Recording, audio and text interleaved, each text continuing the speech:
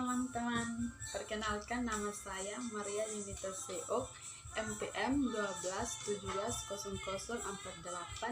Saya mahasiswa dari Universitas Timor, Fakultas Pertanian, Program Studi Agribisnis. Di sini saya akan membawakan materi tentang teori Haeckel Ohlin. Berikut ini adalah materi saya. Teori Haeckel Ohlin menjelaskan bahwa perbedaan faktor produksi yang tersedia ini bisa menimbulkan perdagangan antar negara. Dalam ilmu ekonomi ada 4 golongan faktor produksi, yaitu tenaga kerja, tanah, termasuk keadaan dan kekayaan alam, barang modal, dan kepengusahaan. Suatu negara bisa memiliki lebih banyak atau lebih sedikit masing-masing faktor ini dibandingkan dengan negara lain. Bila hal ini terjadi, maka akan timbul keunggulan komparatif negara tersebut dibanding produksi tertentu, khususnya bidang yang cenderung mempergunakan lebih banyak faktor produksi yang tersedia di dalam jumlah yang relatif banyak. Inti dari model Haeckel Ohlin adalah bahwa suatu negara cenderung untuk mengekspor barang yang menggunakan lebih banyak faktor produksi relatif melimpah di negara tersebut.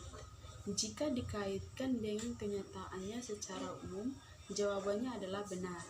Negara-negara yang memiliki sumber daya alam tertentu yang jumlahnya relatif melimpah akan cenderung mengekspor sumber daya alam yang melimpah, seperti Saudi Arabia, Perancis, Spanyol.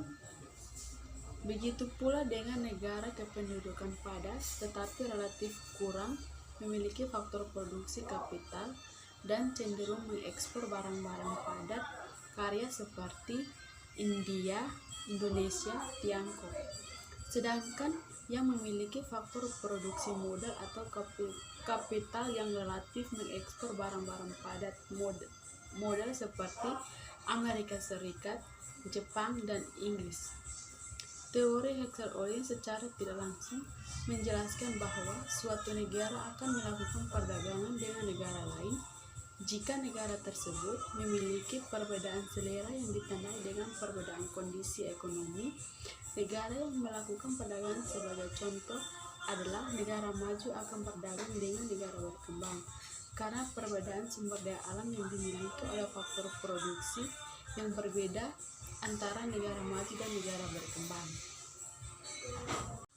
Sekian materi dari saya.